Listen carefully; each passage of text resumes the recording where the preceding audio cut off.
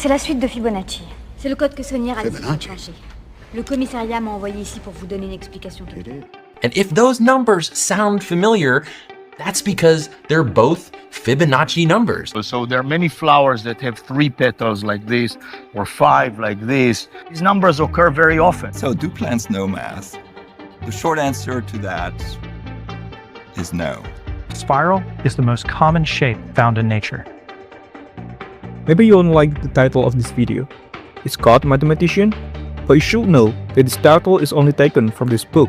It's called Mathematician, written by Mario Livio, an astrophysicist who once worked at the Hubble telescope. But don't get it wrong, the content of the book doesn't talk about religion at all, but purely talk about mathematics. But even though it's only talked about mathematics, Mario Livio reveals many interesting things. He shows how mathematics work in mysterious ways until scientists themselves are confused about how mathematics can reveal things that were previously unknown. Take for example the Gauss particle discovered in 2012 by CERN scientists. The particle had already been predicted 50 years earlier by Peter Higgs in mathematical formulation. Or for example, the black hole that was successfully photographed in 2019. Scientists had already found it in Einstein equation in 1915, 100 years earlier. Indeed, on one side, the discovery came from the genius mind of these discoverers like Einstein, but ironically, Einstein himself was confused about how mathematics could match perfectly with what happened in nature. Eugene Wigner, a famous physicist, even wrote an article titled "The Unreasonable Effectiveness of Mathematics in the Natural Sciences." It seemed unreasonable. So in this video, I will discuss several simple examples of how mathematics sometimes, or even often, seems unreasonable. Whether you can judge yourself, whether this is just coincidence or instead some kind of code that this universe was created by one who fully mastered mathematics. Plants can't do math. They can't count. So why is there this connection?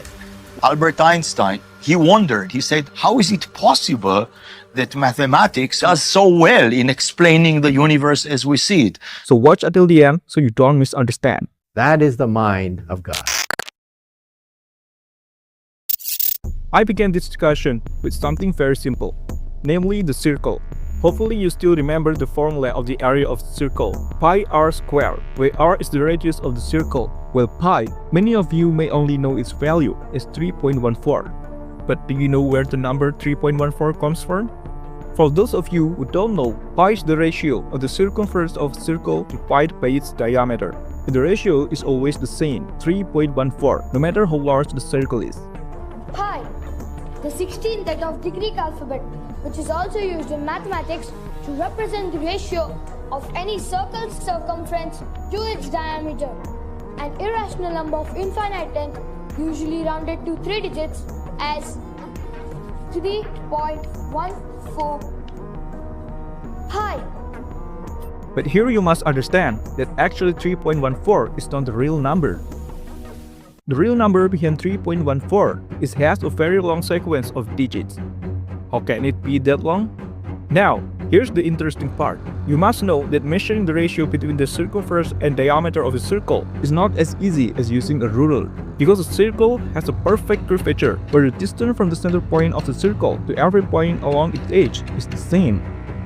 For thousands of years, mathematicians from various parts of the world try hard to measure this ratio accurately. Some use geometric tricks, some use formulas, until it was calculated using quantum computer.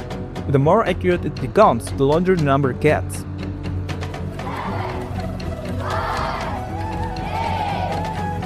The number of digits is no longer hundreds of thousands.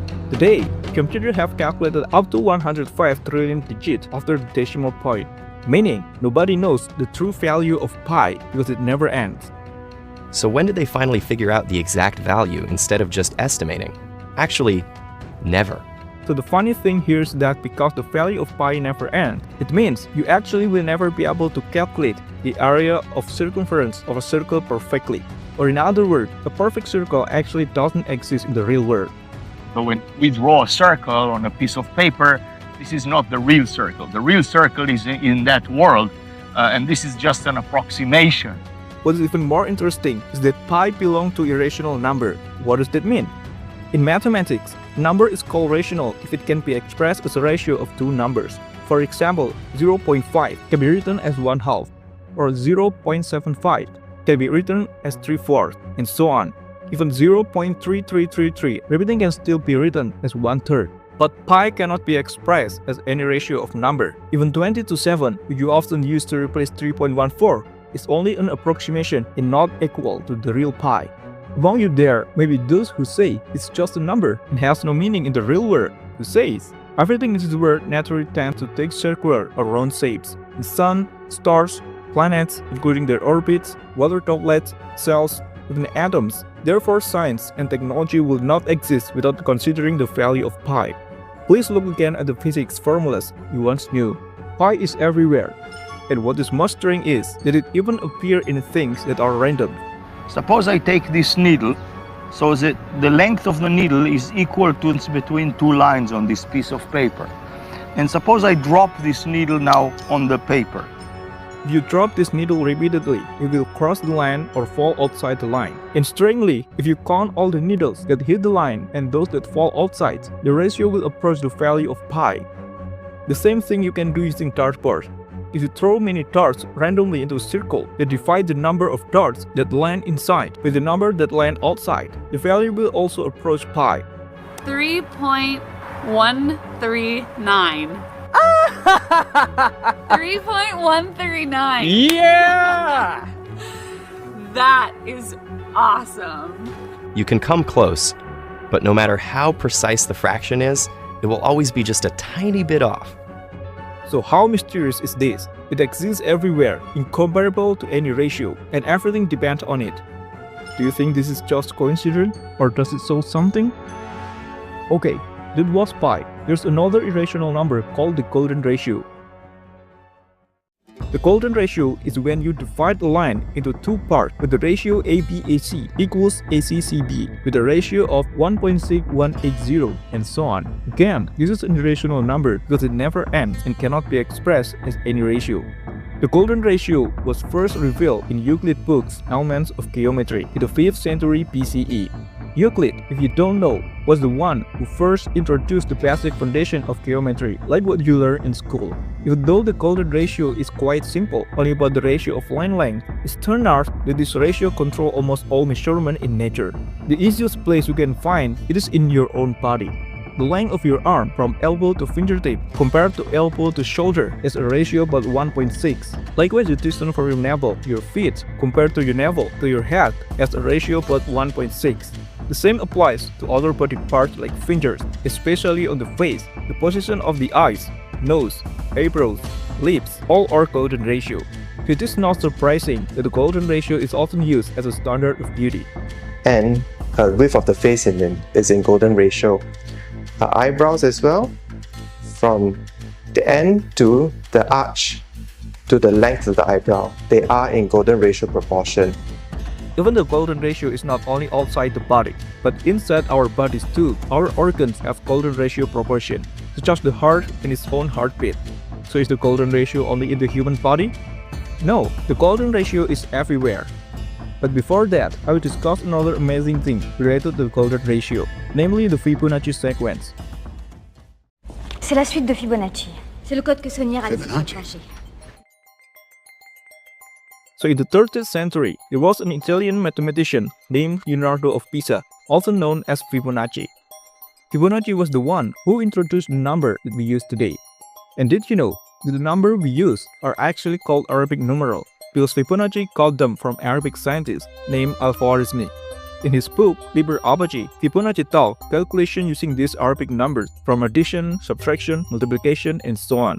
But the interesting part of his book is on this page, where he formulated rapid reproduction using mathematics. At first glance, it seems strange.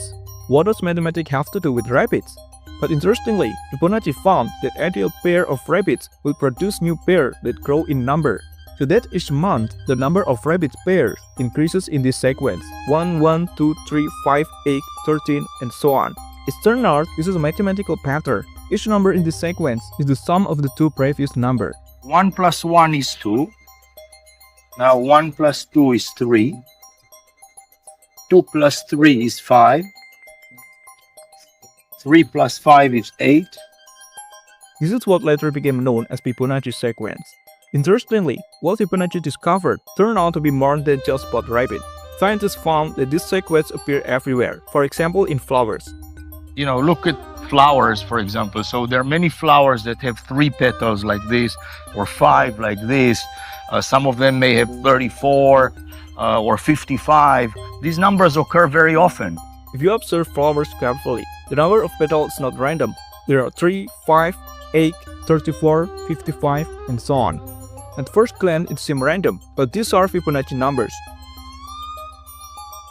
And the most interesting is the sunflowers. If you look at the sunflower, it seeds from spiral pattern. If you count the spiral both clockwise and counterclockwise, both are Fibonacci numbers. Not only that, the seeds grow in a unique way. They grow one by one from the center with an angle 137.5 degrees. That gives each floret the most space to grow. Studies have shown that under many growth conditions, each floret should emerge at an angle of 137.5 degrees from the one that came before. Amazingly, 137.5 degrees is a well-known angle called the golden angle. You can also find this on pineapple skin. The pineapple pattern also forms spiral, and if you count the number of spiral, they are also Fibonacci numbers. So you've got 8 spirals going in one direction and 13 spirals going in the other direction. And if those numbers sound familiar, that's because they're both Fibonacci numbers. The same thing you can find on pine cones, cabbage, and even leaf grow upward following Fibonacci rules. So without realizing it, there's mathematics around us. This is what makes scientists confused. How do plants know mathematics? So, do plants know math? The short answer to that is no. Plants can't do math. They can't count. So why is there this connection? The wonder doesn't stop there. If you divide 2 consecutive numbers in Fibonacci sequence, the higher the number, the closer the ratio approaches the golden ratio. And this is interesting. If each number in the Fibonacci sequence is arranged to form overlapping squares, then each adjacent square also has golden ratio proportion. The most interesting part is that if you draw a curved line through each square, the lines form a spiral, and this spiral perfectly matches spiral shapes found in nature. The spiral is the most common shape found in nature. We see it on a grand scale in galaxies and on a small scale at CERN, where they shoot particles through superheated liquid nitrogen. Meaning, the golden ratio exists everywhere, and eventually inspired art created by humans. It is said that Leonardo da Vinci painting also followed the golden ratio. The golden ratio is also widely used in architecture until today. It even becomes part graphic design curriculum. Many logos use the golden ratio technique. Actually, there are still many wonders in nature besides pi, the golden ratio, and Fibonacci. I have not talked about fractals, where behind random patterns like tree branches, long structures, lightning, leaves, and many others are hidden simple mathematical patterns. I also have not talked about Turing pattern, mathematical pattern discovered by Alan Turing, the father of computer. He also found the pattern on zebra skins, giraffe pattern, and other animal marking, including how cells grow, or mathematical pattern. And remember, all of this only from the mathematical perspective. I have not discussed from physics perspective specifically. There's even more. If discussed one by one short video will not be enough. But the point is, scientists themselves run out of words to translate the amazing phenomena that occur in nature. Eugene Wigner, in his article, expressed this sentence: "The miracle of the suitability of mathematical language in formatting physical laws is the most beautiful gift that we neither understand or deserve." But you see, all this is pure mathematics. And so the final resolution could be that God is a mathematician.